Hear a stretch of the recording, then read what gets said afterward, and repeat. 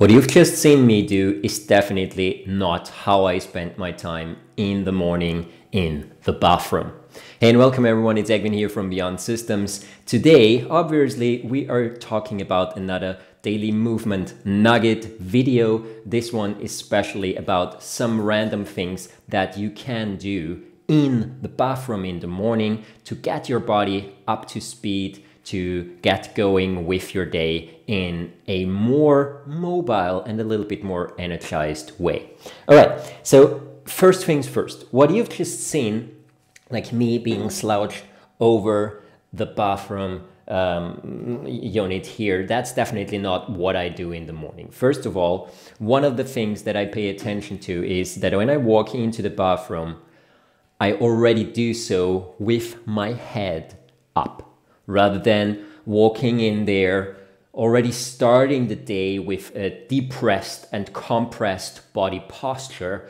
I actually rather try to walk into the bathroom with my head up, with my eyes at eye level, and literally approaching the day in a positive mindset, aka also a positive posture, an open head up, and just neutral spine. I don't try to push myself into any specific pose. I don't try to force my shoulders back or anything like that. Just relatively relaxed, but I keep my head up.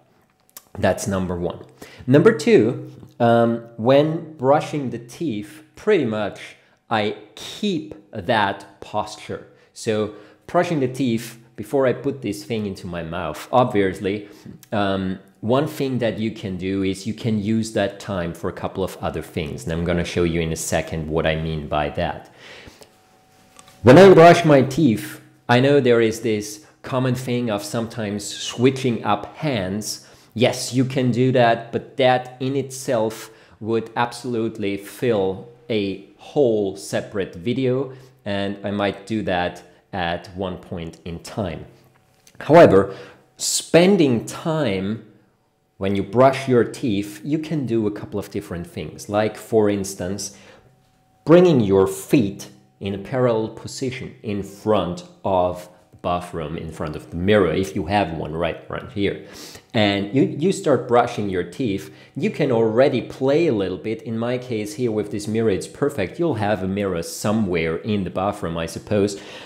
Try to look at your pelvic ring. See that it stays leveled when you move from one side to the other. Just very gentle.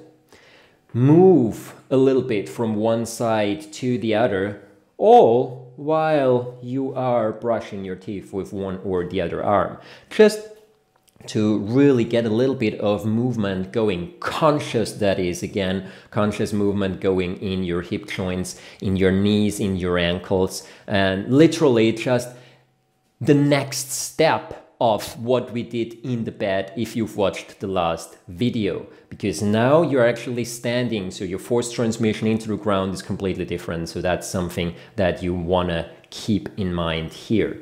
Another thing that I absolutely love doing is opening my hip joints even further. I'm gonna take that toothbrush away for a second here so I can show you a little bit better.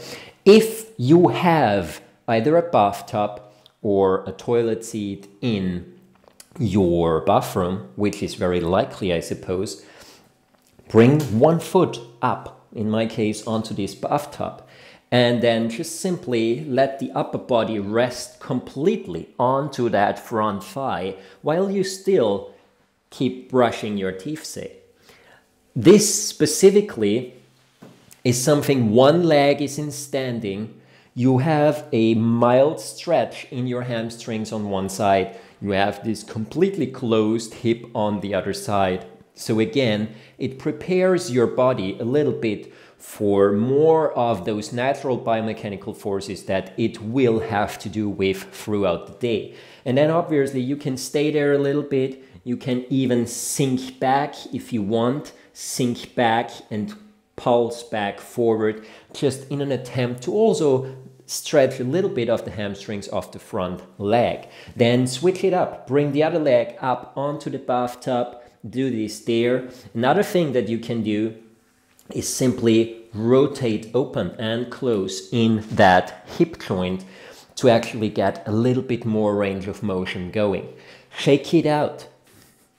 Then another thing that's absolutely awesome to do, obviously everyone will have a wall in their bathroom somewhere. Stand a little bit further away from that wall, again still while brushing your teeth potentially.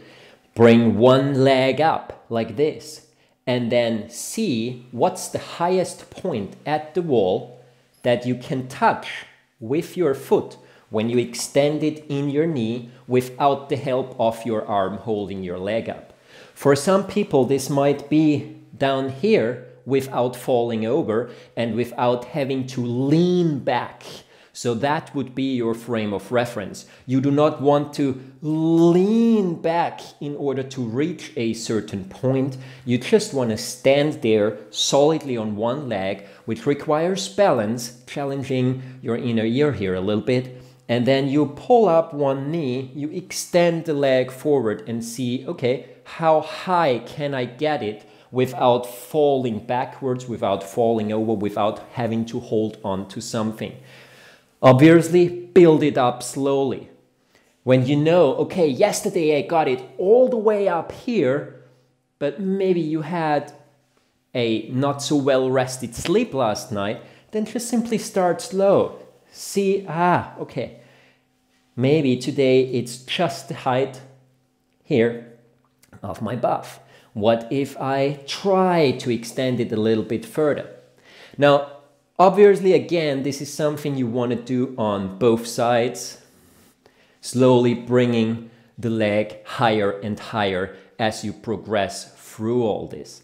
The next thing that you can do while doing this is actually when my leg is up here, you can play with your hip, opening your hip out to the side or closing your hip all the way to that leg.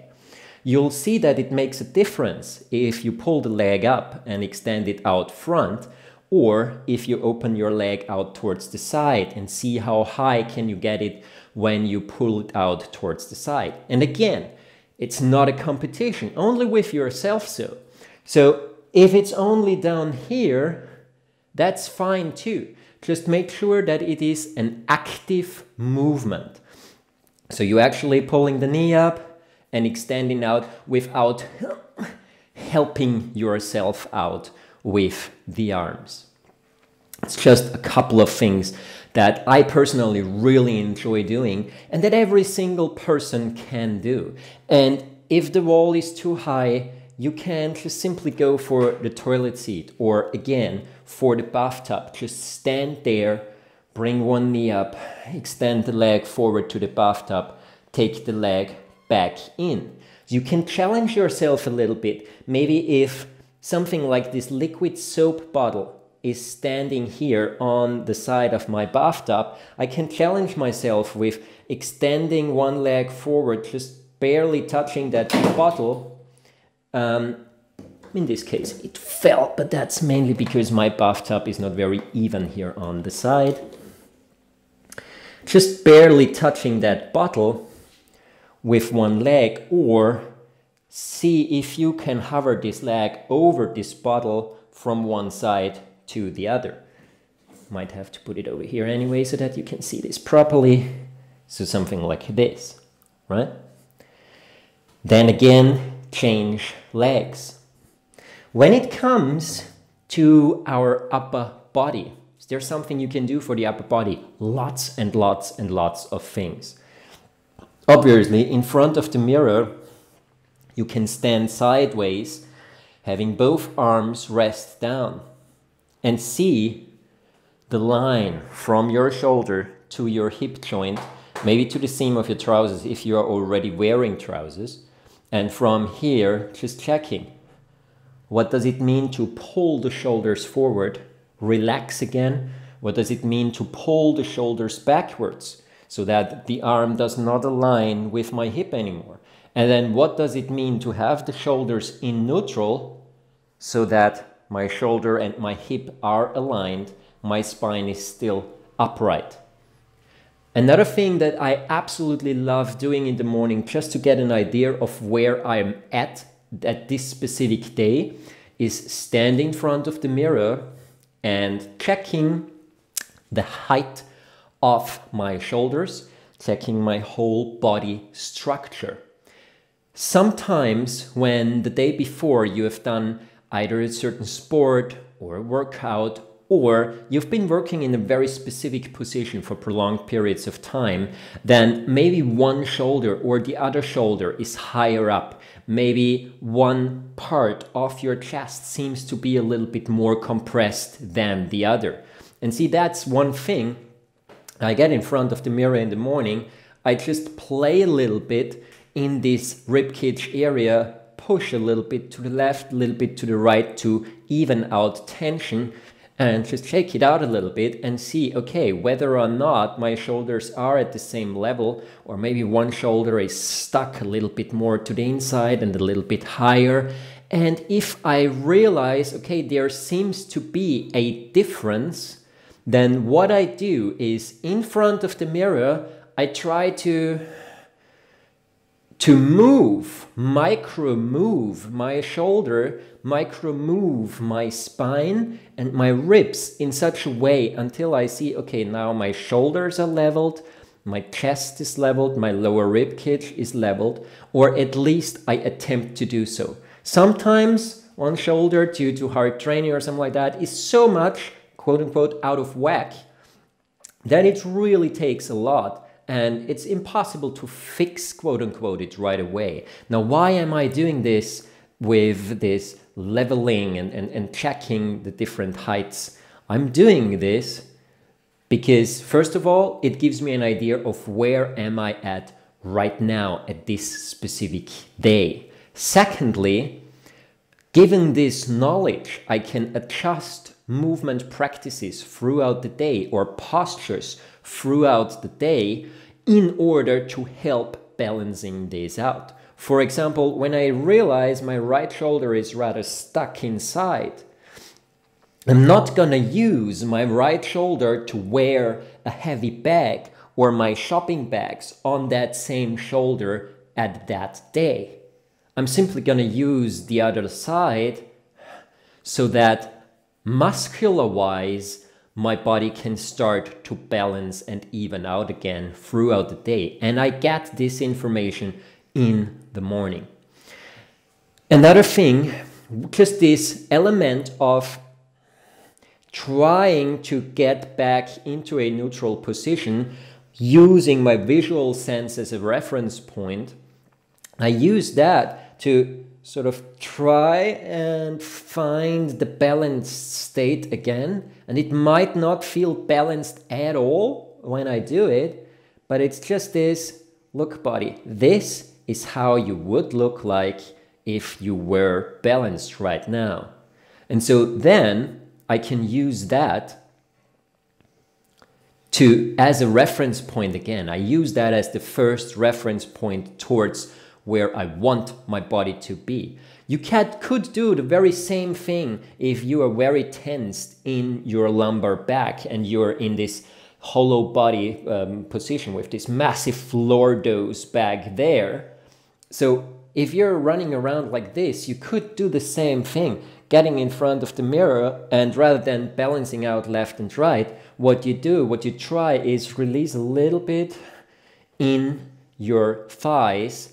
See to it if you can reduce this anterior pelvic tilt, which means pelvis is tucked forward as if you're pouring out water forward. Can you get out of this pose either by reducing tension consciously in here in your hip flexors, or maybe by paying extra attention to a release of tension in the lumbar spine so that your sacrum can drop down a little bit. Again, all of those things, they happen relatively quickly. This is just a couple of minutes of action. But what it can do is help you to set that reference point for the day. And that first impulse for the day of, look, dear body, this is where I want us to move towards today. And so, yeah, that's pretty much it in a nutshell.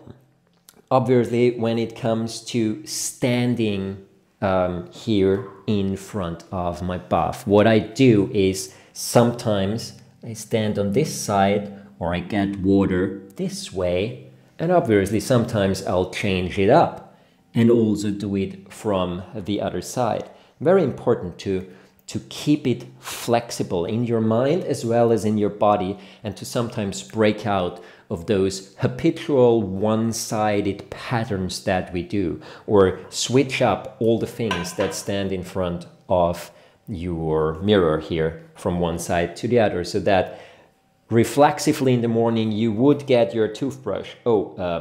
Right, well, oh yeah, hang on, today it's on the other side, and things like that. So just tiny little aspects that, whoo, make your brain go, whoo, hang on, I have to pay attention, to sort of get out of this constant, completely subconscious troll.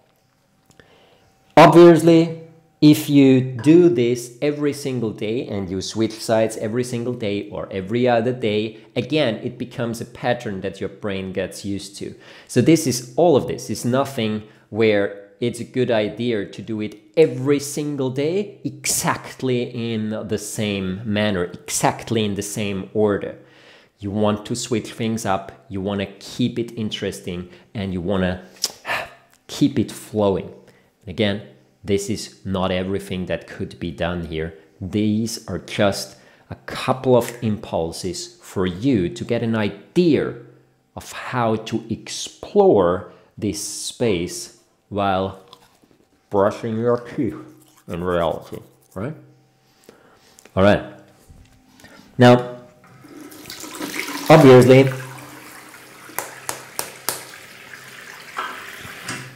there are a lot of possibilities. I hope you got some ideas for how to start your day better in the bathroom.